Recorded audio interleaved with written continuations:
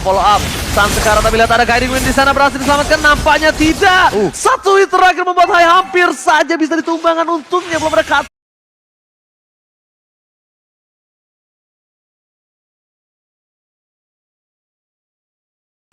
Karena Suns tadi berinisiasi untuk mau lebih dalam lagi. Bahkan ngereset dari orange buff-nya ini ngebeli waktu banget sih. Dan lihat high-nya juga benar-benar di pressure dari segi waktu. Ini dia yang mungkin tidak kita lihat di game yang pertama. Ya, tekanan dari Keyboy yang bahkan bisa dibilang baru muncul di game yang kedua.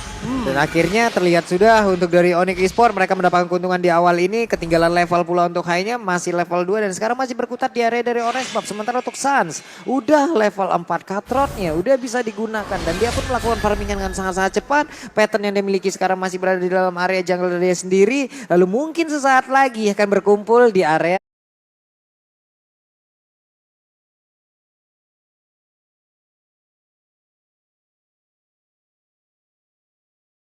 dari Turtle. Stiker MSC dikumandangkan oleh Onyx Esports Bener. yang pernah menjuarai MSC di Filipina waktu itu. Oke. Akankah Onyx Esports kembali menjadi wakil atau bahkan Onyx Esports dipupuhkan harapannya oleh tim Aura Fire? Ya, karena game pertama sudah dimenangkan oleh teman-teman dari Aura Fire. Betul. Ternyata itu.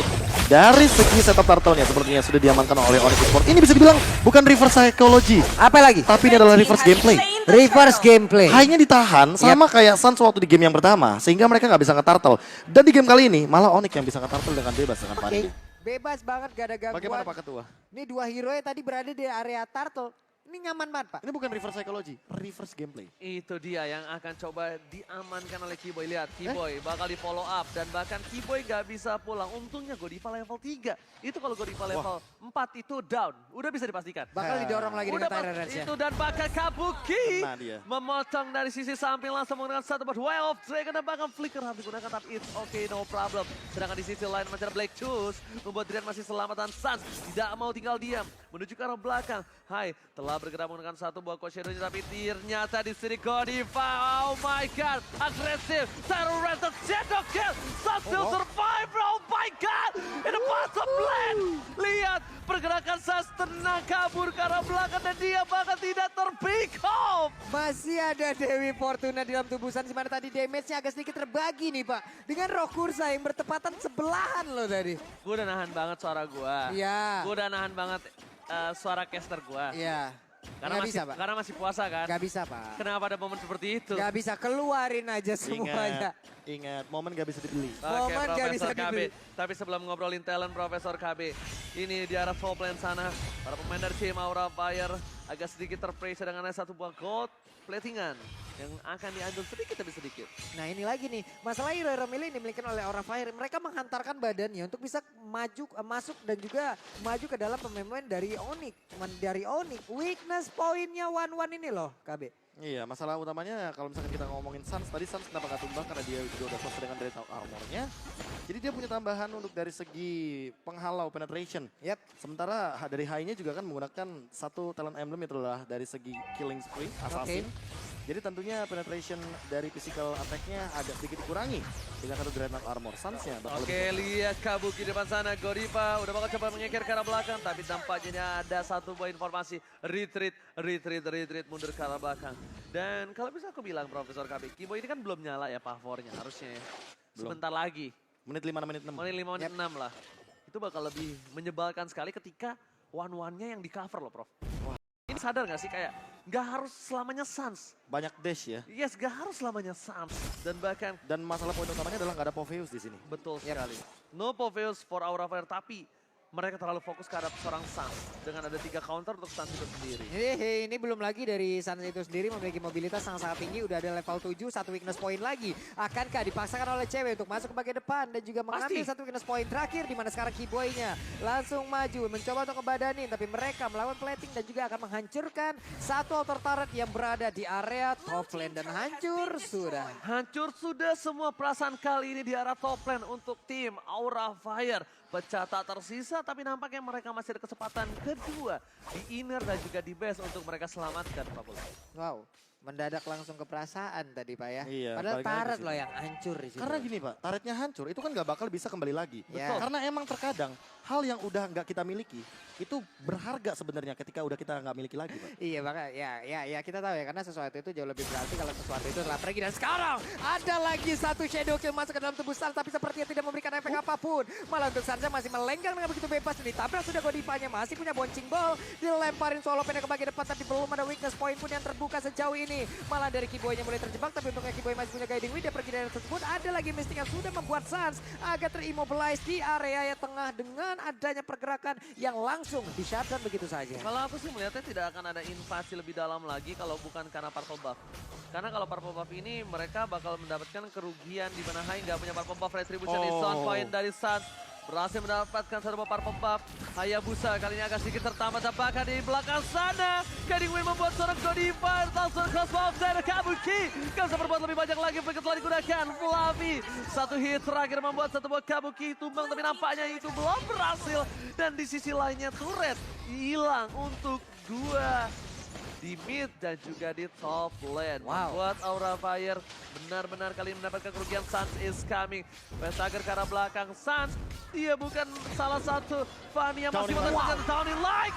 Vestager pun harus down. Dibalaskan keadaannya. Putih depan sana memberikan 1 untuk 1. Kalau bisa aku bilang ya, Profesor, Sans bukan yang terlalu fast banget. Iya. Ini bukan set-set, tapi Tapi dia on point. Itu Yes. dia. Poin terpenting adalah dia benar-benar menargetkan ke arah Vestager dan bahkan tadi cutthroat-nya benar-benar on point banget memberikan dealing damage yang cukup tinggi. Namun sayangnya energi manajemennya mungkin yang kurang diperhatikan karena mungkin ya balik lagi. Yang namanya pemain lagi di dalam arena pertandingan, adrenalin rush itu Iya, ada yang adrenalinnya beda ngatur lagi. banget. Beda Nggak ada yang lagi. ngatur. Iya, belum lagi malah kita juga udah melihat ya ada penurunan energi lagi yang dilakukan terhadap farming itu sendiri. Sekarang bootsnya sudah berada di area dari Turtle. Belum lagi pergerakan pemain-pemain yang berbeda. Sementara untuk Kabuki sudah mulai ketahuan. Dan dia pun pergi dari area tersebut dengan Jet Kundo yang dia miliki. Bersatu lagi dengan rekan-rekannya. Dan apa yang akan terjadi saat lagi di mana Turtle nih udah mulai dicolek-colek pula oleh cewek. Dan bukan hanya itu aja, lihat purple buff lagi yang akan menjadi pilihan. Sans is coming, Kadi Wata keluarga bersama dengan Saksi ikut pakai di depan sana. Sans men-take over satu buah purple buff. Hai, harus mundur ke arah belakang. Godiva nggak bisa menyelamatkan purple buff yang dimiliki dari seorang Hai. Lihat, take over yang manis langsung diambil tanpa kontes, Profesor. Iya, bahkan kita mengingat ya tadi Sans kan dapetin 1 poin untuk yang minus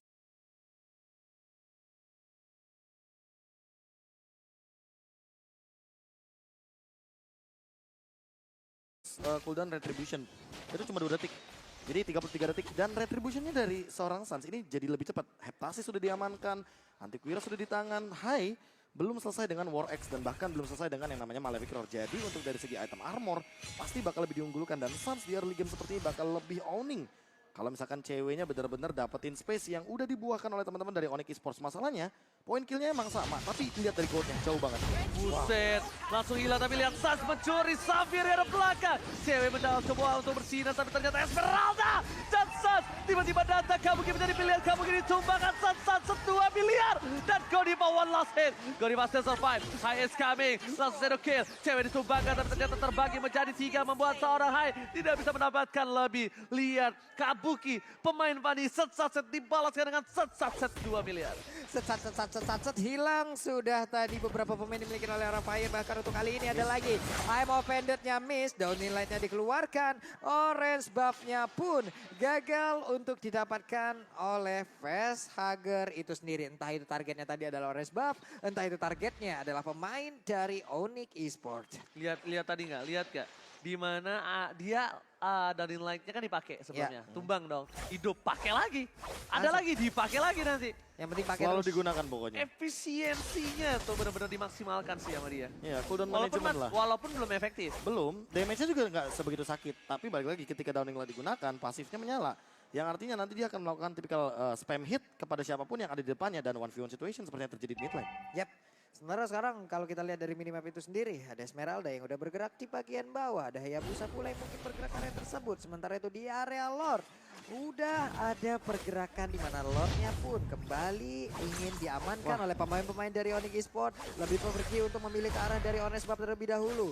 Gufra dan juga Ruby belum melakukan hal apapun. Sementara dari pergerakan Kabuki yang menggunakan Chow dan juga Vesagram menggunakan Sapphire, mereka pun masih menang di bagian belakang. Dan Lordnya pun menjadi milik dari Onyx Esports tanpa adanya kontes sama sekali karena semuanya hening senyap tanpa adanya pergerakan. Zoningnya yang dilakukan oleh tim Onyx Esports bagus banget, dan bahkan mau nggak mau yang bisa dilakukan adalah untuk melakukan sedikit split push, sedikit memberikan nafas segar untuk tim Aura Fire dari laning. Dan ini sesuai dengan yang kita bahas ya di game yang pertama. ya.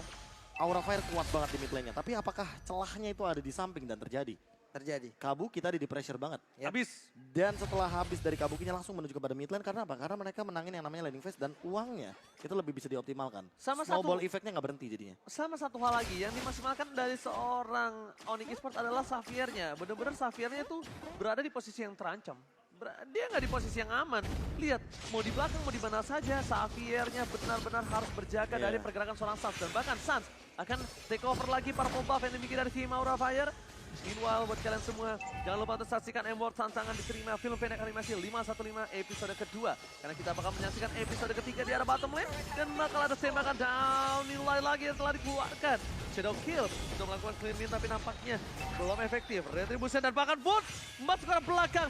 Besar menjadi pilihan, tapi ternyata Boots kali ini masih bisa bersama menuju ke arah satu buah best turret yang pecah. Dimaksimalkan oleh seorang Asia. Tapi di depan sana, para pemain dari tim Onyx Esports mundur ke arah belakang. Cewek nggak berhasil di take down dengan satu buah Shadow Kill, Profesor. Wah, ini dipaksain banget sih. Dipaksa banget tadi di arah bottom lane. Karena kalau nggak dapat mereka rugi loh. Iya, ini dan sekarang mereka akan melakukan hal yang sama lagi. Karena di bagian belakang udah ada Valistarmo dari Mas belum menembis juga.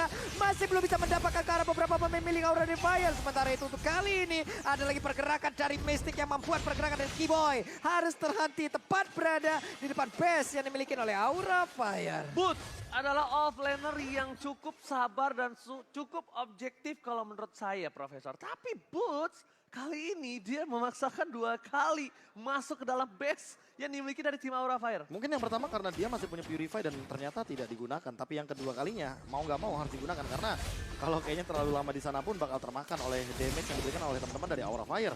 Kalau melihat dari player squad by Livin by Mandiri, kalau bisa kita bilang di sini Sans cewek Boots unggul banget sebagai salah satu pemegang dari gold leadingnya.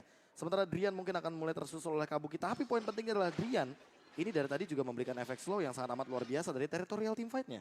Yes, benar banget. Dan kalau misalnya kita agak sedikit lihat ya, dari Onyx Esports dan Aura Fire, mereka dengan 4 point kill yang sama.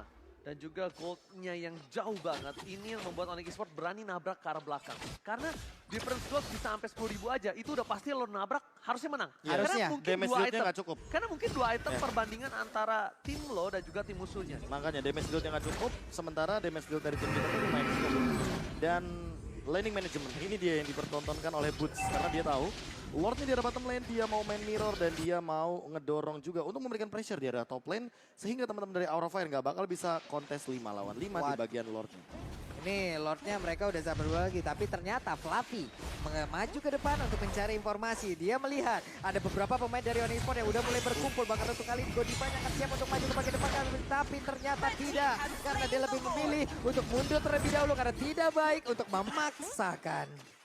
Tidak akan ada pemaksaan untuk kali ini. Godiva pun tahu. Godiva nggak bisa masuk lebih dalam. Dia masuk, Lord muncul, dia bakal hilang karena dia butuh Godiva. Aura Fire butuh Godiva untuk team fight selanjutnya. Team fight yang kali ini kemungkinan besar. Dari 2 laning phase yang dimiliki, ini bisa pecah 2 base turret, Profesor. Dan bahkan, kalau kalian sadar, Aura Fire belum mendapatkan turret sama sekali dari tim Onyx Esports. Makanya, pressure-nya benar-benar perfect banget dan bahkan Onyx Esports ini mengingatkan aku dengan beberapa tim yang bahkan gak cuma di Indonesia tapi di Filipina itu yang benar-benar poin killnya dikit, pressure-nya terus-terusan terjadi. Karena Setiap menitnya. dan bahkan kalau poin killnya terlalu banyak, itu bisa ada salah satu shutdown yang bisa membalikan keadaan. Jadi Tapi rugi. lihat, yes bener banget. Kali ini para pemain dari tim Onyx Esports, mereka pada udah standby on position. Di arah bottom lane, mereka tidak ada yang bisa mengawal pergerakan dari London. Nilai telah keluar dan bahkan best turret telah pecah di arah top lane. Onyx Esports, ada cewek tertangkap. Crossbow of Tank belum dikeluarkan, dapatkan. Crossbow of Tank keluar, membalikan keadaan menuju ke arah best turret dan bahkan Fluffy hampir down. Sapphire yang bisa bertahan. Onyx Esports berhasil mengamankan game yang kedua. Wow, 1 sama. Wow. Dengan